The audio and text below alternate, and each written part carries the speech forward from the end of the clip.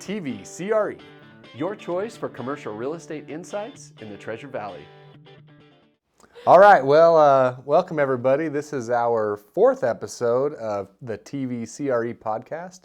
Today we have Jessica Heggie, and she is an architect, and we're going to learn about her, and we're going to learn about things that we don't know, and talk about the market, and do all kinds of fun stuff. So thanks for joining us. We're happy to have you here, and maybe Taylor's going to ask the first question today. All right, it's a super easy one. So Jessica, tell us a little bit about yourself, where you're from, how you got to where you are right now as an architect.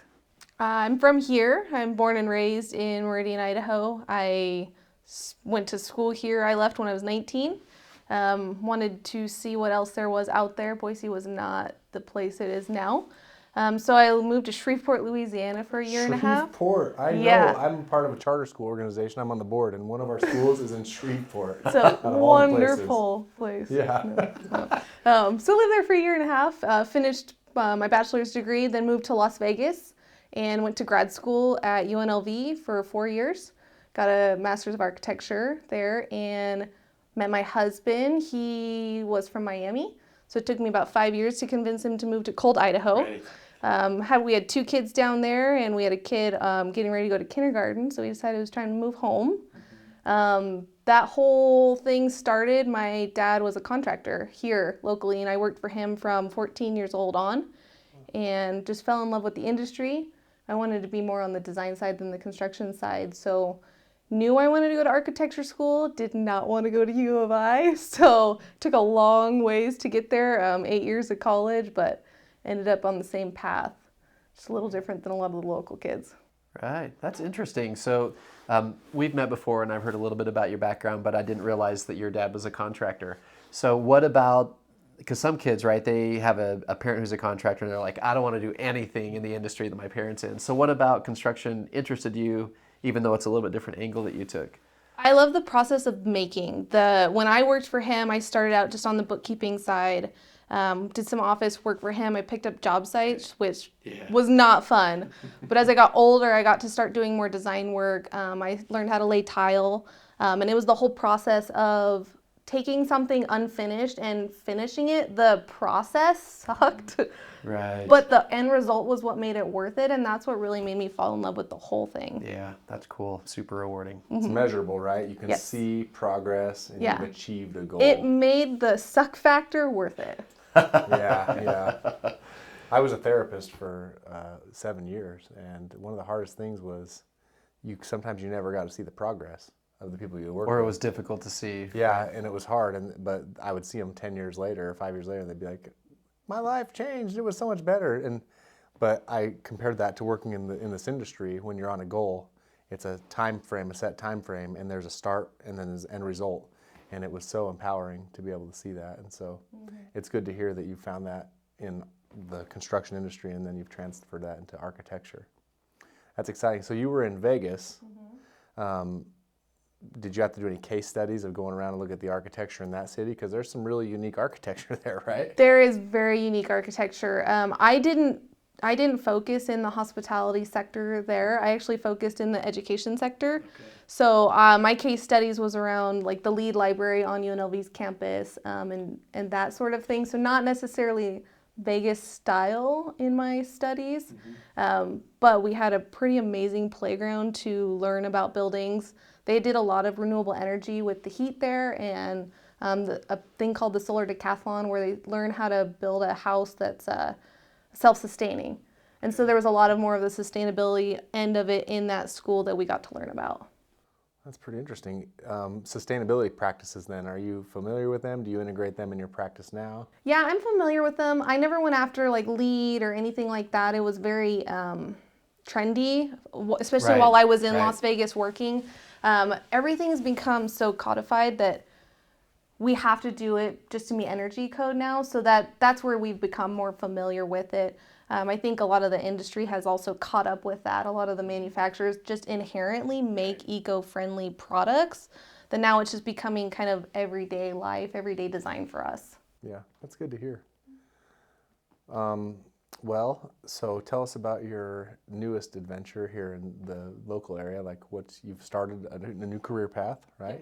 You're doing something new. Kind of when you came back here, where did you get plugged back in? What about your professional career? When I came back to Idaho, I had a friend actually kind of call me and knew I wanted to move back. So I started a firm. I worked there for a couple years.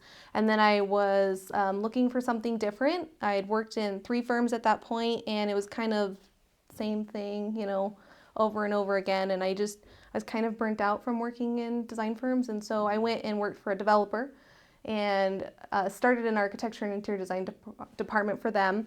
And I really, really enjoyed it. Unfortunately, I worked a lot and traveled a lot, and so I missed a couple years of my kid's life.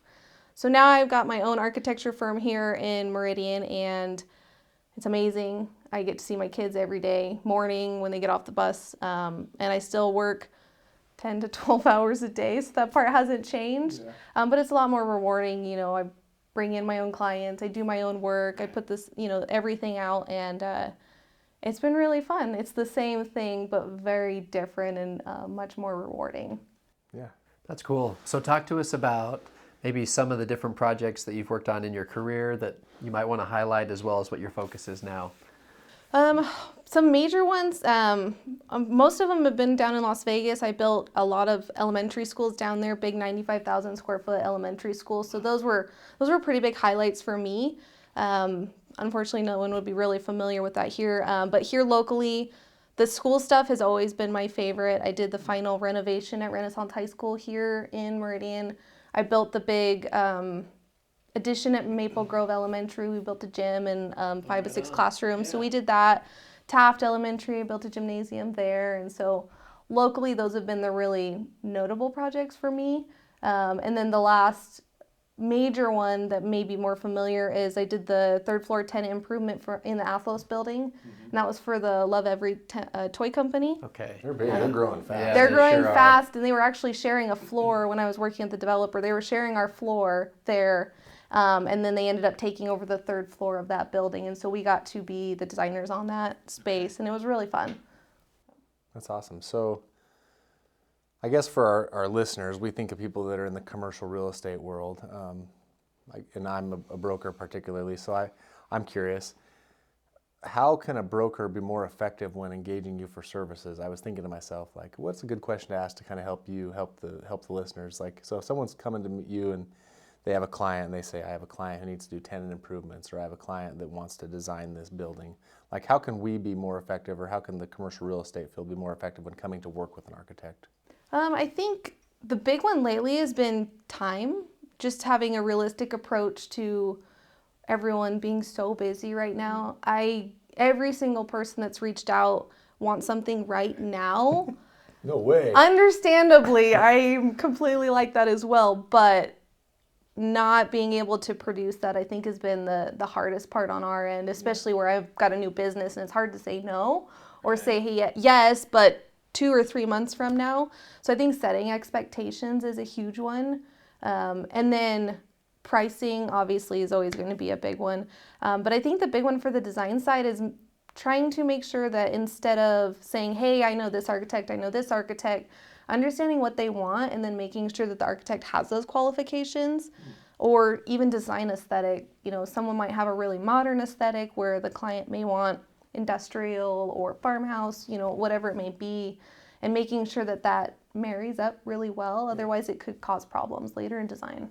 So instead of sending every client to the same architect and hoping it works out, working to find different architects that specialize in different design aesthetics. Yeah, and even just personality too. That's a huge one. Where I'm just a person, I have a part-time employee. There's larger firms in the valley. You may reach out to a principal in a firm and say, hey, I've got a project, TI, whatever it is. The chances of you actually working with that principal are probably very slim. And so knowing the personalities that are going to work on the project and all that, that would probably be the biggest key to making your project successful, and then also not having a sour taste at the end with your client. Yeah, it's good. We're doing a deal with CSHQA right now, and we met the principal, and it was nice to see him kind of funnel off, and here's the people that specialize in this kind of subsect, and I'm going to put you together with them, and it was a nice thing. So, yeah. So then I guess the follow-up question then is, what kind of clients would you like to work with? It sounds like maybe school, institutional level clients on that side of things, or what's your design aesthetic? My design aesthetic's probably more modern, but more with like a country feel to it. For me, where I am in my life and what I want to do and spend time with my family, for me, the optimal client is just someone who's really easy to work with. Hey, Really chill. I Really want those too. For the viewers, please only send us to clients that are easy to work with. Hey, from you here on out. asked. But it's so good. After a week like this week, I would just love to have all easy clients. It's Yeah, just a that would be blessing. nice. It just makes our life a lot easier. Oh, man. And it really, I could do the worst project, but if they're the greatest client, it really doesn't matter at that point. Right. No, it's a good lesson for us too, right? So when we're working with people, to keep that in mind. Yeah. I know A I little can bit of probably sugar pretty goes a hard long on you way. sometimes, so I'm not probably your best client. But you're nice about it, right? So I Yeah. mean, it's one thing to be called upon to do a ton of work and then have it be a thankless process. Yes. But when you have clients that recognize the work that you do, and even though they're putting some pressure on you to perform, at the end of the day, if they're understanding and supportive, it's a lot easier to kind of suffer through. It's funny, it makes you actually want to work for them. Like, you're super behind, you're going to have to work overtime, but if they're out there and they're like, hey, I know you're doing a great job, I know you're super swamped, and you're like, yeah, I am, but just the fact that you said that, Right. I'm going to work an extra hour and get the stuff done. Yeah, especially if they pay their bill on time too. That goes a long way. Yeah, that's good. So maybe a follow-up question about bills and payment. Kind of a pricing standards guideline. Is there like a generalized architectural pricing standards guide, or is it each firm is quite different? Like, Oh yeah, we all have different overhead, way different overhead, whether you're working with CSHQA as a big, beautiful office. I built an office in my house. We're going to have way different ideas of what our overhead is going to be. And just pay scale is going to be different depending on, if you have a firm that doesn't necessarily do high-paying jobs versus a firm that does do high-paying jobs, that also may sway. And then difficulty level, that's going to be the big one. You have a commercial kitchen, it's going to be more expensive. They're more work to put together. So I do get asked that a lot. I'll get a call, hey, how much is this? And I have to say it depends on a lot of factors. And the big factor for us is when we put out fees, typically it includes engineers. Okay. So it's not just this lump sum number that's like, hey, here's our fee. No, it actually pays the structural engineer, the mechanical engineer, electrical, plumbing. And we can't control their fees. Right, you're almost subbing that out as part of your Absolutely. your bid then. Yes. Okay. so this is a clarifying question for the viewers as well, and I think a lot of people get confused. And you just kind of talked about it. What is the difference between an architect and an engineer? Because I think a lot of people use those in a symbiotic way. So they say, well, I'm going to my architect to do the engineering and my engineer to help me with the architecture. So maybe if you want to delineate that for the listeners, like how does an architect engage with engineers and how are they different? The easiest way to describe it is like a symphony. The architect is the conductor. They kind of tell everyone where we're going and dictate it. That's a terrible way to say it, but it's the best analogy I can give right now. Yes, Yeah. we're doing this. And your engineers are really the pieces of the choir. So you're going to have, I'm not a musical person, but you're going to have your pieces of that, and they're going to say, hey, we need this, this. And those people are going to contribute all to the architect. And then the architect's going to put that together. So your architect is going to make sure that it's coordinated. So your mechanical and your structural work together. And that when you're putting all these drawings together, ideally, they're well coordinated. You're not going to have a lot of issues in the field when you start constructing. They're going to make sure that it meets building code, energy code, as well as your mechanical, electrical engineers are going to do their end of it. So it's really not a great description of how it works, but it's really all these different pieces and specializations. The architect's job is to bring all of those together and make sure that they're in one cohesive package. So does an architect then trust each engineer to be on top of their game when it comes to code? Absolutely. Okay, so they're trusting that because it's not going to be the architect's job, obviously, to know all of the code for each subcontractor. No, we like to be dangerous enough that we can do little pieces of it, but we absolutely don't know their code ins and outs. Our book, is 3 inches thick just for building code. They all have their own separate code books, and so I specifically rely heavily on my engineers. I know they know what they're doing.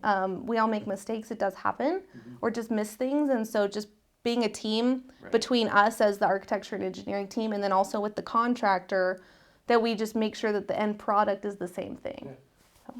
Yeah, that's a great point too, bringing in the contractor. So what's the architect's relationship like with the contractor? Once a Hopefully plans in good. place? Yeah, I mean, explain how you kind of work together on a project as it's being built. Well, there's two separate ways. I have really great relationships with contractors that some of them will bring me work or I'll bring them work. And a lot of times we'll work together during design. Okay. And so it'll be as simple as like, hey, are you going to take care of mechanical? And they have a great relationship with local mechanical. And so the mechanical is going to make sure that the equipment's in stock or, they can get it. Or we'll just say, hey, we want to spec windows. Well, these windows are 4 months out. These are 6 months out. And so ideally, that's a really great relationship with a contractor to have during design, especially with the industry right now and materials being all over the place. The other way is that we just go straight through design. We have a full set of permit drawings and then the contractor is hired. Once construction, either both ways, during construction, we still work pretty heavily with the contractor, answer questions, make sure that the products being specified and installed are what was intended with the drawings. And so that relationship is still really key during construction.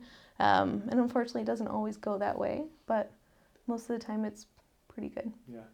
How regularly would you say you're brought in on change orders? Are there serious redesigns that are happening commonly, or is that more something that usually the contractor takes care of? It just depends on the contractor you work with. A lot of them try to take care of it, especially if you have a really good superintendent on site. They'll work with their subs and see if they can take care of things. And if not, or if it becomes something where they would end up like taking liability out of our drawings, then they'll bring us in just from that standpoint. I've been involved in major change orders, not major in the standpoint of every dollar is significant, but $10,000 to $15,000 change orders, and more often than not, it's not us, but it's one of our engineers, and so we have to bring them then in, and it's a whole long process. When you get to that point, it's better if you can just kind of figure out how to fix it without having to draw it out and basically go back to the drawing board and redesign. Yeah, it's better to be creative than to try and make this relationship where someone is trying to just get money out of someone else. Right, absolutely. So given that this podcast is it's Treasure Valley focused, the TV CRE podcast, what are some of the things you're noticing from your workflow standpoint as far as activity going on in the Treasure Valley currently? Any trends or things that you're seeing or predictions that you'd make? Just that it's been crazy still, which is really surprising with just the price of construction. I have noticed that with interest rates going up, I've started to have contractors kind of reach out and they're like, pushing more. Oh, I think they're starting. More pressure. I think they're getting nervous on interest rates going up, and so they're like, "Hey, I want to get this out. I want to get this out. I want to get this out." And understandably. Yeah. So not necessarily pressure on pricing, just pressure on getting the project going. Yeah. Surprisingly, pricing hasn't seemed to affect anything. Okay. Which I was really surprised on, especially with house prices being more than commercial. Right. For as of late, people are willing to pay it still. Yeah, I saw interest rates go up on commercial lending too. I mean, I've watched them in the last 4 weeks. They've gone up a full percentage point or more, I think. It was at 4.1, then went up to 5.6. Yeah, and we heard about one that's saw. closing this week around 6%, and it's an interesting time from the interest rate perspective. Mm-hmm. But it still seems like there's enough people coming here, enough businesses wanting to relocate here. We have a favorable tax climate. We have a favorable growth in population. So I don't know what's going to turn the spigot off, and if the spigot does get turned off, or if it just gets slowed down. But I think it'll be a slowdown, if anything. I don't think it'll go off. Boise's always been resilient. I worked for my dad during the boom in the 2000s, and we watched it, and we knew it was happening. We knew that there was no way that it would sustain. It was just how long can you ride it out and not get caught? And a lot of people got caught with a lot. Oh, yeah. We were very fortunate we didn't. We're a lot more conservative, but you could see it, and we've watched the same thing happen under different circumstances, but being in the field, it's the same thing. Does it feel the same as the last run-up? It feels worse, actually, but just everything I've been reading about financials and where people are financially, personally, are in way better positions than they were then. Yeah. Mortgages are not structured the same way, so I don't think there'll be that spigot turn off, but there has to be some sort of correction.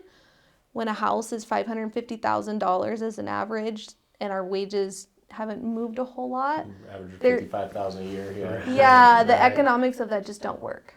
So when I was in college, so 2007, 2008, 2009 is when the last kind of run up and downturn happened. I don't really remember the same influx of people going on in Idaho as we have today. That seems different to me. But maybe it's just because I wasn't here in Boise seeing that. I was over in eastern Idaho.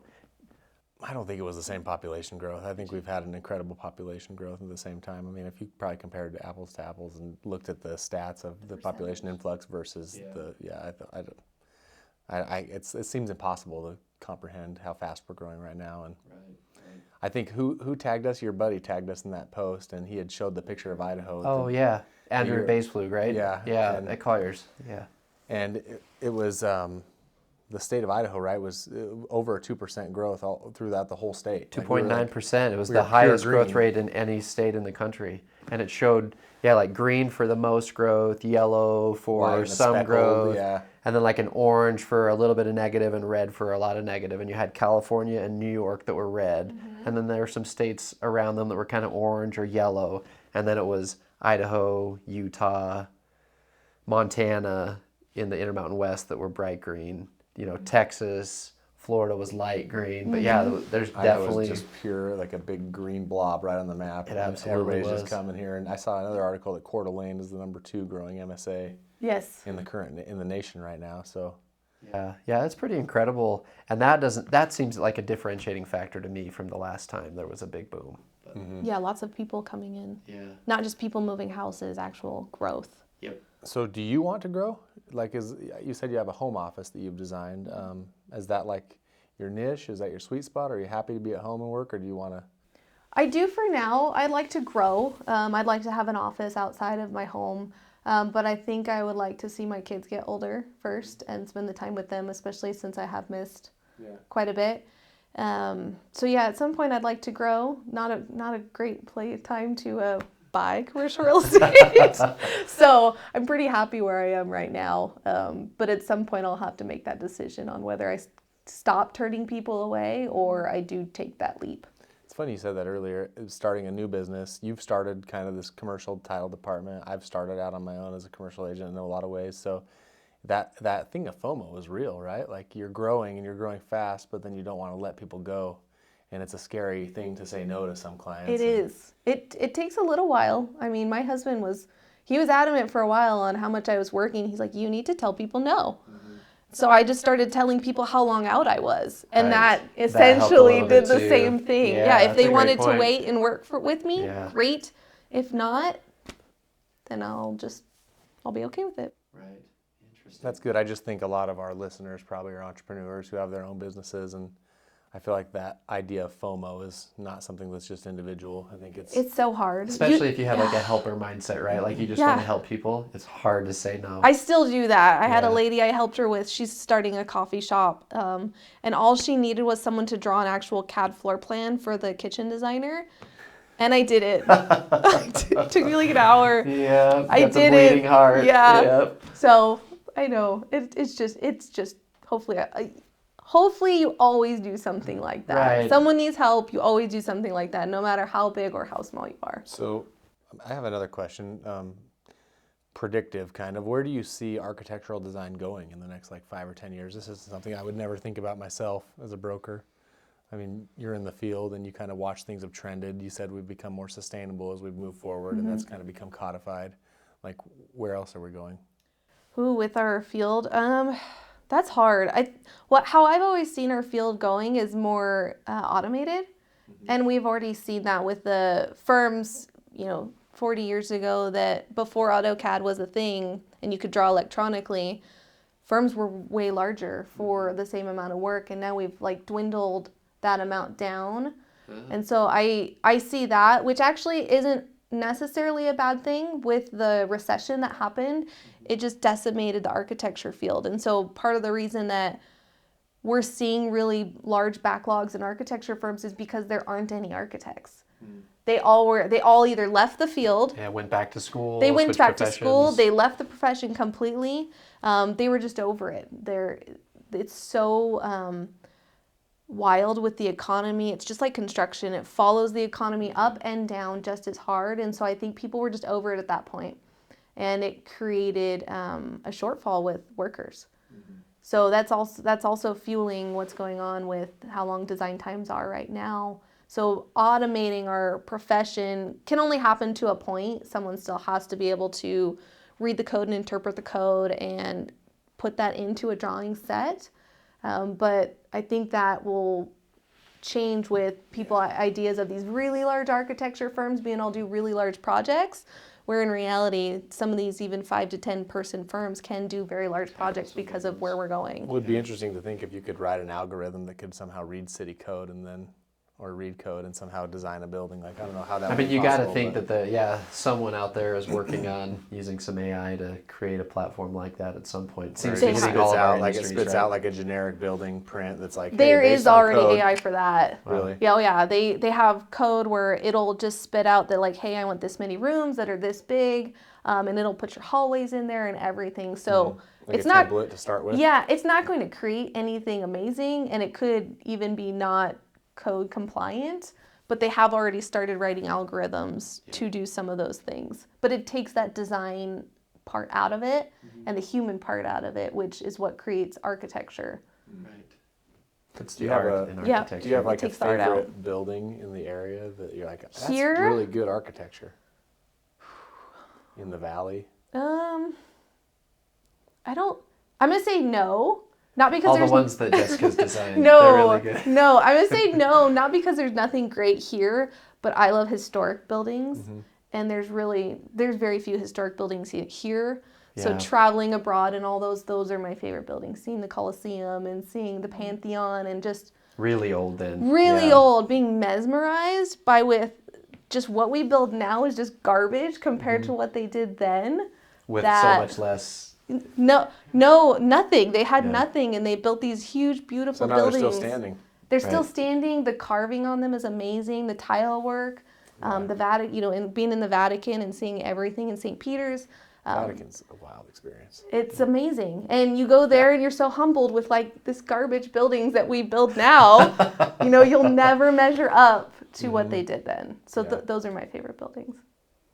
That's wild.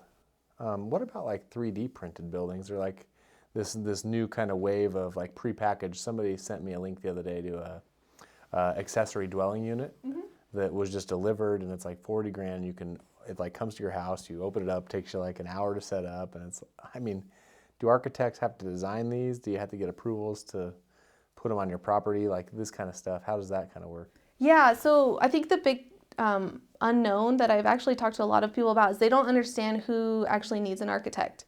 So generally, 3 stories, residential, under a certain amount of square footage, you can have anyone design. And I mean anyone. There are no regulations in the state of Idaho. Did you know that? I did not know that. So anyone can be a drafter, and that's kind of their limitation. So they can't do commercial, they can't do over 3 stories, and I think it's 14,000 square feet if it's residential, something like that in the code. Wow. So it's kind of wild that you can actually do very large buildings without someone who's licensed or regulated in any fashion. So it's really important to kind of do your research. There's fantastic firms here that do not have architects on staff, and they really know what they're doing. So it's not a necessity. But at that point, if you want kind of that background of knowing they went to school in architecture, they are licensed by the state of Idaho or whatever state you're in, then you would want to make sure that they're actually registered with the state of Idaho as an architect. That's interesting. I did not know that. So you can have somebody who can sketch you up a drawing, throw it on a Lego. Watch out for Dre and Tay drafting. New business venture. Oh, TBCRE drafting. There you go. Gosh. Well, shoot. Is there anything else you'd want people to kind of know about your firm or what you do, or anything else about you? We like to ask, like, how can people get a hold of you if they want to be able to get a hold of you, and so. My website's super easy. It's www.studioharchitects.com. All my contact information's on there. My email's on there. Just contact me. If you just have questions and don't know if you need an architect or an engineer, I've had lots of people email me, and I'll just let them know. You don't need me, but you do need mechanical engineer or something to that effect. I don't mind helping whatsoever. Other than that, personally, I'm super involved in the community here. I have been a part of off-road racing for dirt bikes since I was born. So that's really where we are. So if I don't answer, it's because I'm in the middle of nowhere camping, probably on a dirt bike or watching my kid race or just out indoor enjoying Idaho, which is why everyone keeps moving here. Well, that's cool. Yeah. That's good. I guess reach out to Jessica if you're not mean or Yes. rude. Yes, or I'll be out a long ways on schedule. It's going to be a year or two. You're well. So it's good. Well, we thank you for coming on and Yeah, kind of thanks for talking to us having me. about it. Like, I feel like we could continue this conversation for hours. Like, it's just very interesting field. Yeah, we'll have to have a part 2 at some point. We'll reconvene in a year and we'll see how our predictions look then. Right? Yes, hopefully it's still good then. Yeah. I hope Yeah, so you too. never know. That's what Taylor and I were talking about. Like, we should ask people what the predictions are, and then we'll come back in a year and we'll kind of create a board of who was right and who was wrong. Find out Just- what the new Nostradamus is. Yeah, that's right. But we thank you so much for taking time and coming to hang out with us, and Thank it's you. exciting. Thanks for helping shape our community too. Thanks.